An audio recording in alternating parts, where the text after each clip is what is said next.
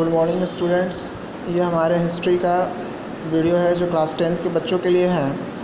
बच्चों, इससे पहले हमने यूनिफिकेशन ऑफ जर्मनी पढ़ा था। उसमें हमने काउंट केवर और पता नहीं किन किन बारों में बात की थी, और भी कई ऐसे लोग रहे उनकी बात की। लेकिन जिस तरह से हमने जर्मनी की बात की, फिर उसी तरह हम जो है यूनिफिकेशन ऑफ इटली की बात करेंगे। और ये भी बोर्ड एग्जामिनेशन के व्यू से बहुत इंपॉर्टेंट है, क्योंकि यूनिफिकेशन ऑफ इटली भी एक मेजर सवाल के रूप में आता है। तो बच्चों, यूनिफिकेशन ऑफ इटली की तरफ हम चले तो सबसे पहले बात यह कि इटली जो था वो 7 पार्ट में डिवाइड हो गया था, और 7 के 7 पार्ट्स जो है अलग अलग किंग के किंगडम में चले गए थे। अलग अलग लोग जो है उसको अपने तरीके से रूल ओवर कर रहे थे। उसका एक छोटा सा पार्ट जो कि सरदानिया पिडमोंट था, वही जो है इटली के राजाओं की तरह चलाया जा रहा था। बाकी जो है नॉर्थ का पार्ट जो है ऑस्ट्रिया के जो किंग थे उनके थ्रू। सेंटर का जो पार्ट था वो पोप लोग चला रहे थे।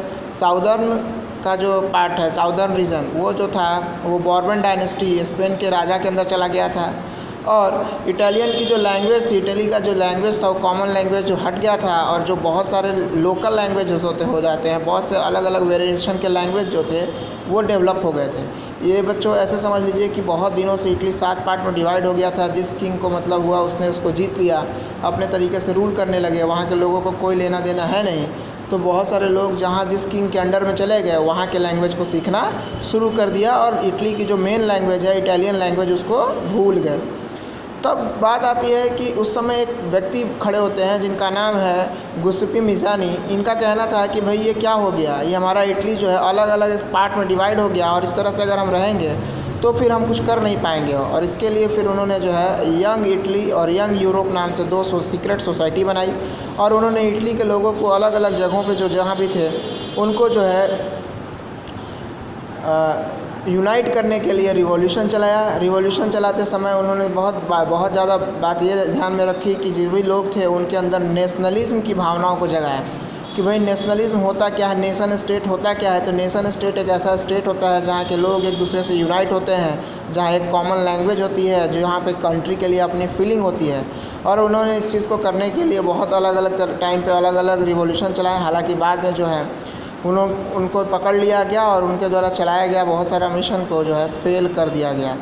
लेकिन बच्चों, ये तो शुरुआत थी। मिज़ानी साहब की शुरुआत के बाद एक व्यक्ति हैं काउंट केवर। काउंट केवर जो है वो चीफ मिनिस्टर थे 1852 में इस पिडमोंट के। ये अभी मैंने पढ़ाया आपको कि पिडमोंट रीजन जो था वो इटली के किंग के हाउस से चलाया जा रहा था, यानी कि इटली के जो राजा थे वो बस इसी रीजन में वर्क कर रहे थे, तो यहीं का चीफ मिनिस्टर होते थे ये काउंट केवर। उनकी खासियत थी कि इनके पास कई सारे लैंग्वेजेस का नॉलेज था। ये जो है 2-3 भाषाओं को बोल लेते थे, समझ लेते थे, और फिर उन बातों को किसी से भी कर लेते थे। तो इन्होंने जो है बाद में इस चीज़ को आगे बढ़ाया, और ये एक पर्सन के पास गए, एक रिवोल्यूशनरीज़ के पास गया और उनको समझाया कि आप इटली के हो, आपका पास्ट इटली से जुड़ा हुआ है, आपके पूर्वज इटली के थे, आप कहाँ दूसरे देशों के साथ जुड़ गए हैं, आपको वापस लौटना होगा, आपको इटली को मजबूत करना होगा, आपको आपके देश की कसम है। और न जाने और कौन कौन सी बातें की, जिसके चलते वहाँ के जो लोग थे, अलग अलग लोग थे, वो जो हैं इनकी बातों में आने लगे, और सबके अंदर एक नेशन स्टेट की भावना जगने लगी। अब सबको लगने लगा कि हमें एक इंडिपेंडेंट स्टेट चाहिए, एक अलग देश चाहिए जिसका नाम इटली हो, और हम इटली बनाने के लिए युद्ध करेंगे, रिवॉल्यूशंस करेंगे।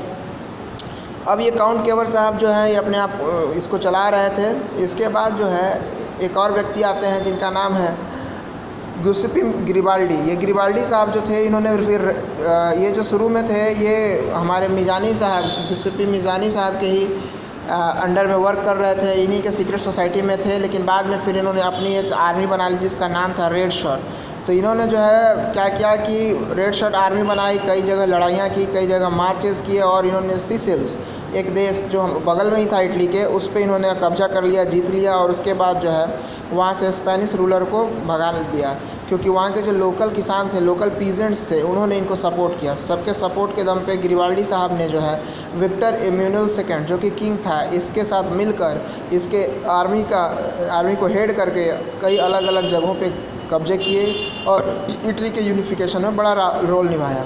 अब आता है विक्टर इम्यूनल सेकेंड। ये जो है वो किंग थे, और ये पहले ऐसे किंग थे जिनको पार्लियामेंट ने चुना था। बच्चों, आपको बताया मैंने कि कई बार जो है लड़ाइयाँ हुई, कई बार जो है लोगों ने डिमांड किया कि किंग तो होगा लेकिन उसको कॉन्स्टिट्यूशन से चलना होगा, एक पार्लियामेंट होगा जिसके रूल्स एंड रेगुलेशंस को फॉलो करके ही किंग रूल करेंगे। तो इन सब चीज़ों को बन जाने के बाद जो है विक्टर एम्यूनुअल सेकंड पहले ऐसे व्यक्ति थे जिनको जो है सभी लोगों ने अपना किंग माना, और चूँकि सबने इनको किंग माना और इनको जो किंग ऑफ इटली का टाइटल दिया गया, इसके बाद लोगों के अंदर भावना जगी, वहाँ के जितने भी लोग थे उनके अंदर ये बात आई कि ये हमारे किंग है और ये हमारे इटली के किंग है, जो कि एक बड़ी बात थी क्योंकि इससे भी वहाँ के लोगों के अंदर एक यूनिफिकेशन आया, एक यूनाइटेडपन आया, एक नेशन स्टेट की भावना जगी, और इस तरह से धीरे धीरे हमारा इटली भी आज़ाद देश हो गया। बच्चों ये ऊपर का ये पिक्चर देखिए, यहाँ पे गिरिबाल्डी जो है विक्टर एम्यूनुअल सेकंड के जूते को बांध रहा है, और इनके काम को करने वाली इस पिक्चर को हमेशा पूछा जाता है। आप जब एग्ज़ाम में जाएंगे तो 1 नंबर में ये पिक्चर आपको दिया रहेगा और पूछा जाएगा कि इस पिक्चर में कौन है। तो जो ऊपर खड़ा व्यक्ति है वो है हमारे विक्टर एम्यूनुअल सेकंड, जो कि किंग कहे गए, और गिरिबाल्डी जो कि उनके अंदर काम कर रहे थे, वो उनके बूट को ठीक कर रहे हैं, उनके बूट को जो है सजा रहे हैं। तो इस पिक्चर को भी आप ध्यान में रखेंगे, ये हमारे बोर्ड व्यू से बहुत इंपॉर्टेंट है बच्चों। अब मैं इसका आपको PDF भेज रहा हूँ जिससे आप चीज़ों को लिखने की कोशिश करेंगे। हालांकि ये जो यूनिफिकेशन ऑफ इटली है ये मैंने आपको NCERT से नहीं पढ़ाया है, ये हमारे जो नई बुक है एवरग्रीन पब्लिकेशन कैंडिड की बुक, उससे मैंने ये आपको कराया है। तो आप NCERT की भी हेल्प ले सकते हैं, और नहीं लेना चाहें तो ये भी काफ़ी है, इसकी सहायता ले सकते हैं। मैं अब इसका PDF आपको सेंड कर रहा हूँ। बच्चों इसका रिवीजन करते रहिए क्योंकि ये बहुत बड़ा टॉपिक था। अब जाके हम जो है इस चैप्टर के कुछ लास्ट के कुछ और टॉपिक्स को देखेंगे, जिसके बाद ये चैप्टर ख़त्म हो जाएगा। तो तब तक जब तक कि मैं आपको जो है नेक्स्ट वीडियोस में ले जाऊँ, आप इसको देखते रहिए, पीछे के वीडियोस को देखते रहिए, और जो समझ में ना आए उसको लिखते रहिए। स्कूल्स खुलेंगे तो फिर आप मुझसे ये पूछेंगे। Thank you.